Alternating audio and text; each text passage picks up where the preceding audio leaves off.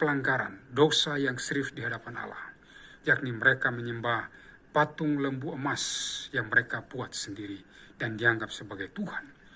Saat itu Tuhan murka dan Tuhan berkata bahwa Tuhan tidak akan berjalan bersama mereka lagi. Dan Tuhan hanya akan mengutus seorang malaikat yang akan menyertai perjalanan bangsa Israel selama di padang gurun. Dan Musa berkata, Tuhan, janganlah suruh kami berangkat dari sini jika engkau sendiri tidak membimbing kami. Artinya Musa sangat menyadari bahwa kehidupan dia bersama dengan umat pilihannya sangat tergantung pada bimbingan dan tuntunan Tuhan. Saudara, kata membimbing saya temukan dalam Kamus Besar Bahasa Indonesia mengartikan bahwa kata membimbing merupakan kelompok kata kerja yang artinya memegang tangan seseorang untuk menuntun orang itu.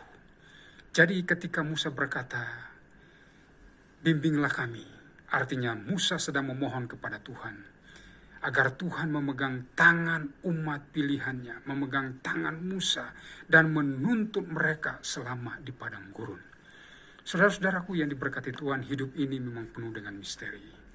Kita akan tinggalkan tahun 2021 dan kita akan masuk tahun yang baru, tahun 2022. Semuanya masih serba tertutup bagi kita. Kita tidak tahu apa yang terjadi ke depan. Apakah akan lebih baik atau justru sebaliknya, kita tidak tahu. Karena itu saudara-saudara, kita membutuhkan bimbingan Tuhan. Mari kita harus punya doa yang sama seperti Musa. Janganlah suruh kami berangkat kalau engkau sendiri tidak membimbing kami. Artinya Tuhan, kami sangat membutuhkan bimbingan Tuhan. Tuhan, kami sangat membutuhkan tuntunan Tuhan. Peganglah tangan kami. Mengapa Musa berdoa seperti itu? Karena Musa sendiri berkata pada ayat yang ke-16, karena ketika Tuhan bersama dengan kami, maka kami akan dibedakan dengan bangsa-bangsa manapun yang ada di muka bumi ini. Kalau Tuhan membimbing saudara, kalau Tuhan menuntun saya dan saudara, maka itu berarti kita akan dibuat berbeda dengan yang lain. Kita akan memiliki banyak kesempatan untuk melihat tanda-tanda ajaib, mujizat-mujizat Tuhan, pembelaan-pembelaan Tuhan terjadi dalam perjalanan hidup kita. Tatkala Tuhan sendiri berjalan bersama kita, menuntun kita dan membimbing kita di tahun yang baru, tahun 2022. Sekalipun saudara-saudara mungkin kita akan menghadapi tantangan yang sangat berat, kita harus ingat bahwa ketika Tuhan memegang tangan kita, itu berarti Tuhan tidak akan pernah membiarkan kita dihancurkan atau dihanyutkan oleh berbagai macam persoalan yang sedang kita hadapi. Karena janji Tuhan dalam Yesaya pasal yang ke-41, ayat yang ke-10 berkata, aku memegang engkau dengan tangan kananku, aku hendak meneguhkan engkau, aku menolong engkau, dan tangan kananku yang memegang engkau itu akan memberi engkau kemenangan demi kemenangan. Saudaraku yang diberkati Tuhan, mengapa Musa memohon bimbingan Tuhan?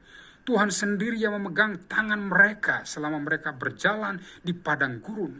Karena ketika Tuhan hadir di tengah-tengah mereka untuk menuntun mereka, maka Tuhan akan memberi mereka kemenangan demi kemenangan. Kita tahu bersama bahwa selama perjalanan hidup bangsa Israel, tatkala mereka berjalan dari satu tempat ke tempat yang lain selama di padang gurun, mereka tidak pernah luput dari tantangan dan persoalan. Tetapi yang pastinya adalah ketika Tuhan bersama mereka melalui tiang awan dan tiang api yang hadir di tengah-tengah mereka, maka tangan Tuhan yang kuat itu selalu mendatangkan atau membuat orang Israel mengalami kemenangan demi kemenangan. Saudaraku yang diberkati Tuhan, percayalah ketika Tuhan membimbing saudara, Tuhan menuntun saudara, Tuhan memegang tangan saudara, maka saudara akan mengalami kemenangan bersama dengan Tuhan.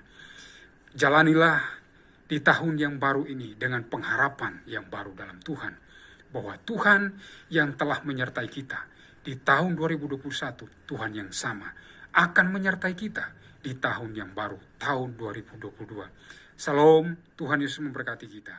Amin buat firman Tuhan.